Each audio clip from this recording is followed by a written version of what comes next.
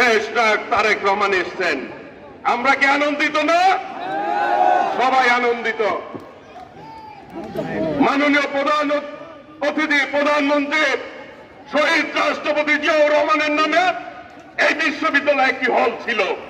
সেই হলটি বিগত সরকার শুধুমাত্র শহীদ রাষ্ট্রপতি জিয়াউর রহমানের নামের কারণে আজকে পরিত্যক্ত অবস্থায় ফেলে রেখেছে।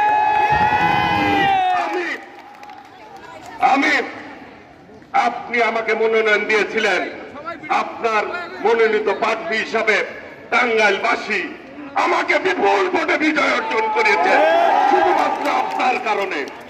আমি এই বিশ্ববিদ্যালয়ের দুটি ভবন অতীব জরুরি হল, এই দেখো দুইটা হল অতীব জরুরি।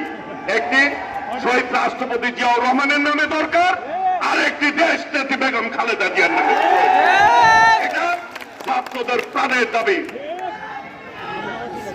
একটি রিসার্চ সেন্টার দরকার, আর এই বিশ্ববিদ্যালয়ের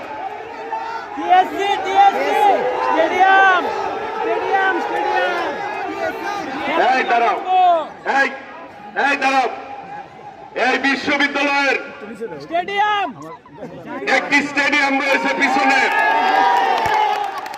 শহীদ রাষ্ট্রপতি জিয়াউর রহমানের নামে আমি খেলা উদ্বোধন করেছিলাম, ক্রিকেট খেলা।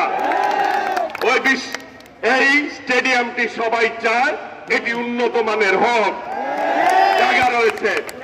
আমি আপনার হাত ধরে রাজনীতি করেছি, আপনি আমাকে এই এলাকার মানুষের প্রতিনিধি হিসাবে প্রতিনিধিত্ব করার জন্য আপনি দিয়েছেন। ওনারা আমার আস্থা রেখে আমাকে নির্বাচিত করেছেন। আপনি আমাকে মন্ত্রী পরিষদে স্থান দিয়েছেন। টাঙ্গাইলে ৩৫ বছর পরে টাঙ্গাইল সদর থেকে কেউ মন্ত্রী হয়েছে। কাজেই মাননীয় আমার অভিভাবক, আমার প্রধানমন্ত্রী, দলের চেয়ারম্যান, আপনি আমার এলাকার যে সমস্যা আছে প্রত্যেকটি নিজের এলাকা মনে করে, নিজের ছোট ভাই মনে করে আমার কাজগুলি করে দিবেন। এই নেতা আছে? ওই বাংলাদেশের জনপ্রিয় কোন নেতা আছে?